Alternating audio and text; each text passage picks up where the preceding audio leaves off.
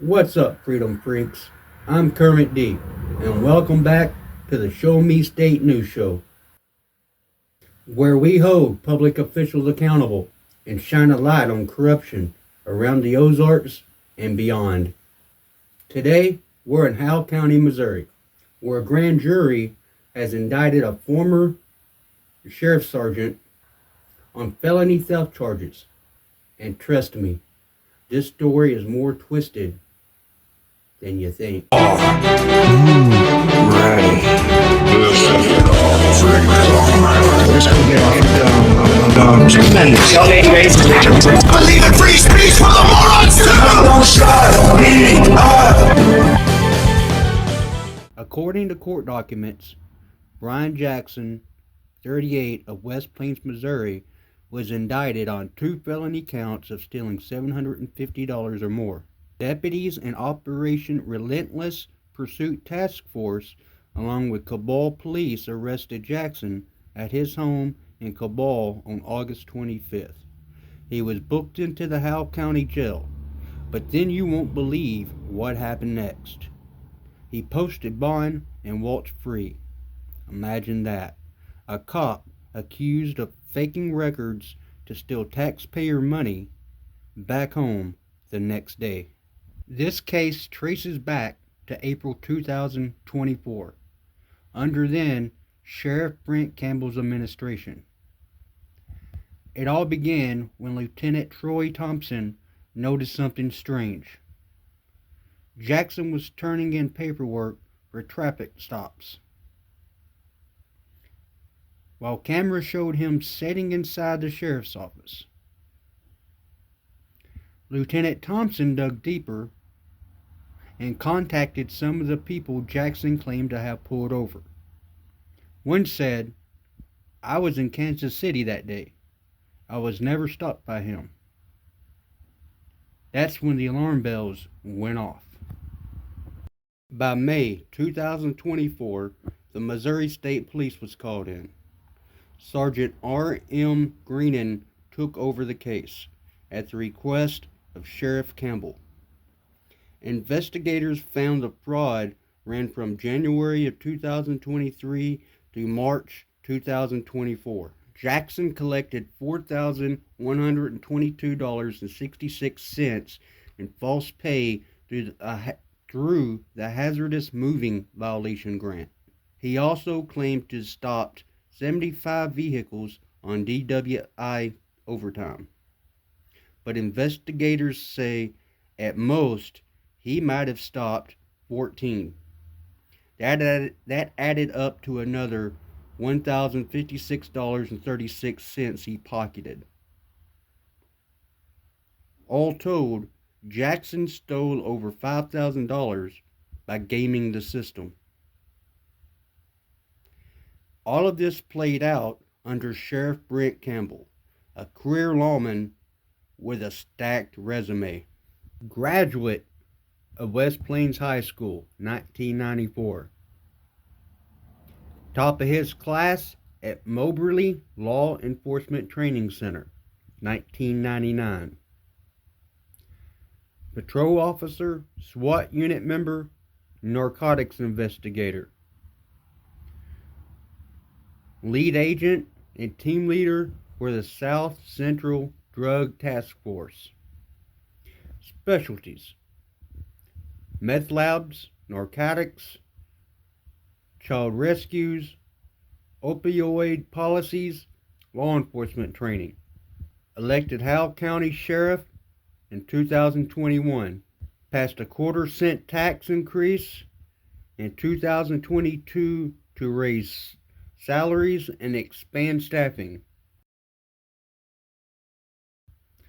Pushed reforms in transparency, pay structures, and infrastructure.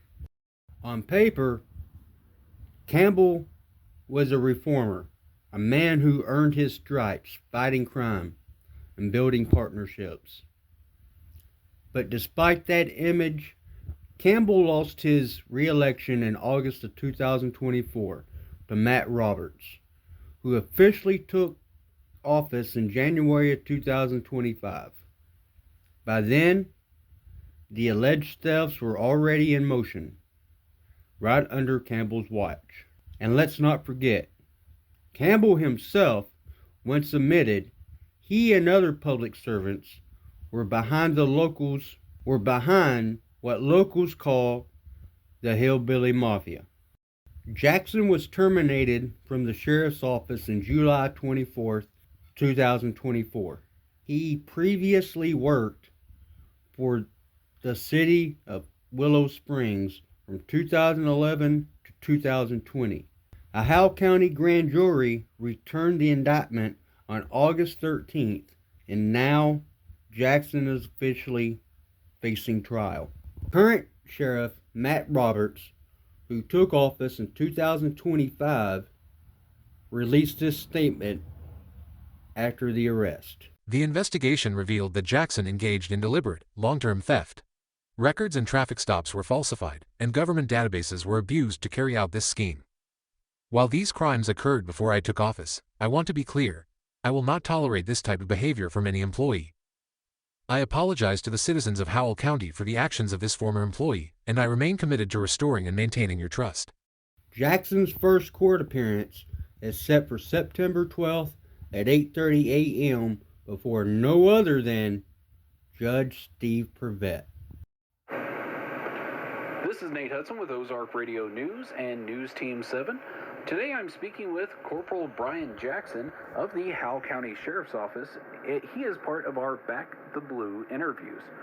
So, good morning. Good morning. So, what made you want to join law enforcement in the first place? It's something when I was younger I always wanted to do, and as I started having kids, I felt that I wanted to do something to make where they're growing up safer. The ability to not only do that, but help people in the process is why I got into it. So how long have you been an officer now? I've been on the road for 14 years. I've been in law enforcement for 15. You've seen quite a bit in your time, I'm going to assume. Yes. So what would you say has been some of the most difficult calls that you've had to go on? Really anything to deal with kids. Having kids yourself, it changes the way you look at those calls. From anything from child custody where kids are involved to assaults or anything like that. It just anything to deal with children. I'm going to ask, but I get the feeling that I might know the answer. On the flip side of that, what would you say is some of the most rewarding? Would it also be the ones where it has to do with It would definitely be something with kids in a positive light. Anything that we can do in the community that we can interact with those kids, going to schools or sporting events or anything, and just letting kids see the positive side of what we do instead of only the negative is one of my favorite, most rewarding things. When it comes to dealing with kids, do you think there's anything that they need to know as they're growing up on ways that they can either help out law enforcement or things that they might want to know if they want to become law enforcement themselves? As far as dealing with us, I want them to know that we're there to help them. In any situation we go to with kids involved, that we're not there, we deal with a lot of kids being afraid of us because of what we wear and what we're doing, but we're there to help them. And those kids that want to grow up to be in law enforcement, just study, learn as much as you can. It's a difficult career, but it's rewarding and at the same time. Nobody wants to get pulled over. But sometimes we're speeding, lead foot happens. Is there any advice you could give to people, say if you do get pulled over or perhaps you have an emergency? What kind of information helps you the most whenever it comes to a situation? When it comes to a situation like that, the one thing I'll say is we're going to show you as much respect as we possibly can. We just want the same thing. If we walk up there and we're getting yelled at already, it makes the situation more difficult. Whereas if we come up there and we can actually have a conversation with somebody and they're willing to communicate, it makes things much easier. If you're having an emergency, instead of yelling at us about why we're stopping you, try to communicate that without yelling. Just let the officer know when you walk up there, this is what I have going on, and we can go from there. And considering your experience on the job, Is there any advice that you would give to those that would see a situation, might be trying to, rubberneck, turn and look and see situations going on? Is there a certain distance they need to stay away from any kind of situation, or what advice would you give there? So the first thing I'm going to say is don't do that. Focus on what you're doing. Focus on the road. Try to stay a lane over. I know it's not always, you don't have that ability, but give us as much room as you possibly can. Don't create another hazard by moving over too far, but if you have the ability to move over and give us space, we would appreciate that. Well, is there anything else you would like to add as we go to wrap up? Our biggest thing that we're trying to do at the Sheriff's Office now is be very community-oriented, and I would invite anyone in the community that has questions or want to see what we're doing to come and talk to us. We live in a very, very supportive area.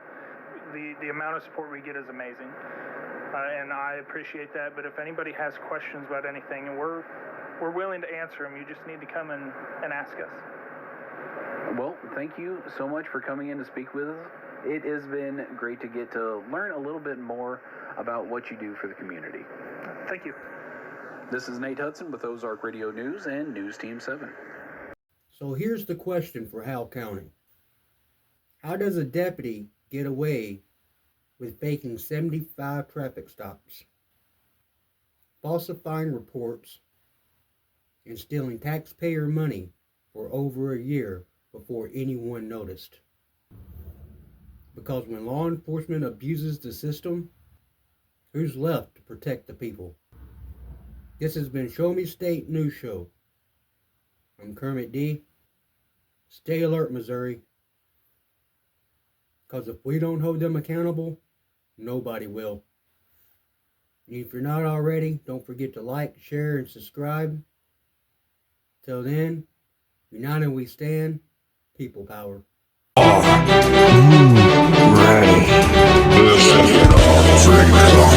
This could get off tremendous. Believe in free speech for the morons too! Don't stop me.